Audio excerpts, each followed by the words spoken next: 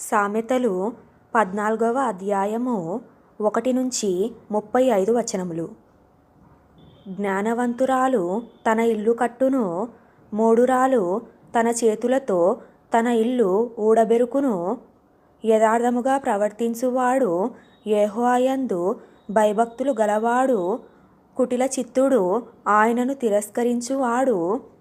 మూఢుల నోట బెత్తము వంటి గర్వమున్నది. జ్ఞానుల పెదవులు వారిని కాపాడును. ఎద్దులు లేని చోట గాదెయందు ధాన్యముండదు. ఎద్దుల బలము చేత విస్తారము వచ్చుబడి కలుగును. నమ్మకమైన సాక్షి అబద్ధమాడడు. కూట సాక్షికి అబద్ధములు ప్రియములు.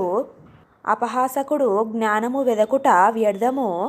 తెలివిగల వానికి జ్ఞానము సులభము. బుద్ధిహీనుని ఎదుట నుండి వెళ్ళిపొమ్ము. జ్ఞానవచనములు వానియందు కనబడవు గదా. తమ ప్రవర్తనను కనిపెట్టియుండుట వివేకుల జ్ఞానమునకు లక్షణము. మోసకృత్యములే బుద్ధిహీనులు కనుపరచు మూఢత.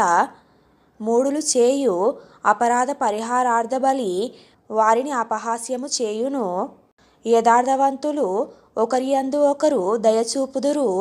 ఎవని దుఃఖము వాని హృదయమునకే తెలియును. ఒకని సంతోషములో అన్యుడు పాలివాడు కానేరడు. భక్తిహీనుల ఇల్లు నిర్మూలమగును. యథార్థవంతుల గుడారము వర్ధిల్లును. ఒకని ఎదుట సరి అయినదిగా కనబడు మార్గము కలదు, అయితే తుదకు అది మరణమునకు త్రోవ తీయును. ఒకడు నవ్వుచుండినను హృదయమున దుఃఖముండవచ్చును. సంతోషము తుదకు వ్యసనమగును. భక్తి విడిచిన వాని మార్గములు వానికే వెక్కసమగును. మంచివాని స్వభావము వానికే సంతోషమిచ్చును. జ్ఞానము లేనివాడు ప్రతి మాట నమ్మును. వివేకి అయిన వాడు తన నడతలను బాగుగా కనిపెట్టును. జ్ఞానము గలవాడు భయపడి కీడు నుండి తొలగును. బుద్ధిహీనుడు విర్రవీగి నిర్భయముగా తిరుగును. త్వరగా కోపపడువాడు మూఢత్వమును చూపును. దురాలోచనలు గలవాడు ద్వేషింపబడును. జ్ఞానము లేని వారికి మూఢత్వమే స్వాస్థ్యము. వివేకులు జ్ఞానమును కిరీటముగా ధరించుకొందురు. చెడ్డవారు మంచివారి ఎదుటను, భక్తిహీనులు నీతిమంతుల తలుపునొద్దను వంగుదురు. దరిద్రుడు తన పొరుగువారికి అసహ్యుడు. ఐశ్వర్యవంతుని ప్రేమించువారు అనేకులు. తన పొరుగువాని తిరస్కరించువాడు పాపము చేయువాడు. బీదలను కటాక్షించువాడు ధన్యుడు.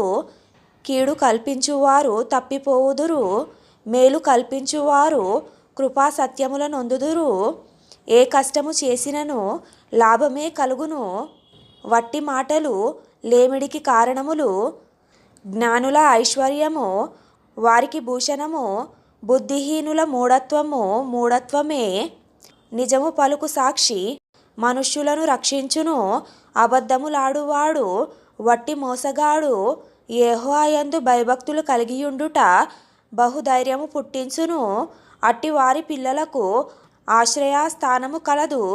యెహోవా యందు భయభక్తులు కలిగియుండుట జీవపు ఊట. అది మరణ పాశములలో నుండి విడిపించును. జన సమృద్ధి కలుగుట చేత రాజులకు ఘనత వచ్చును. జనక్షయము రాజులకు వినాశకరము. దీర్ఘశాంతము గలవాడు మహావివేకి. ముంగోపి మూఢత్వమును బహుమానముగా పొందును. సాత్వికమైన మనస్సు శరీరమునకు జీవము. మత్సరము ఎముకలకు కుళ్ళు. దరిద్రుని బాధించువాడు వాని సృష్టికర్తను నిందించువాడు. బీదను కనికరించువాడు ఆయనను గణపరచువాడు. అపాయము రాగా భక్తిహీనుడు నశించును. మరణకాలమందు నీతిమంతునికి ఆశ్రయము కలదు. తెలివిగలవాని హృదయమందు జ్ఞానము సుఖనివాసము చేయును. బుద్ధిహీనుల అంతరంగములోనున్నది బయలుపడును. నీతి జనములు ఘనతకెక్కుటకు కారణము. పాపము ప్రజలకు అవమానము తెచ్చును. బుద్ధిగల సేవకుడు రాజులకిష్టుడు. అవమానకరముగా నడుచువాని మీద రాజు కోపించును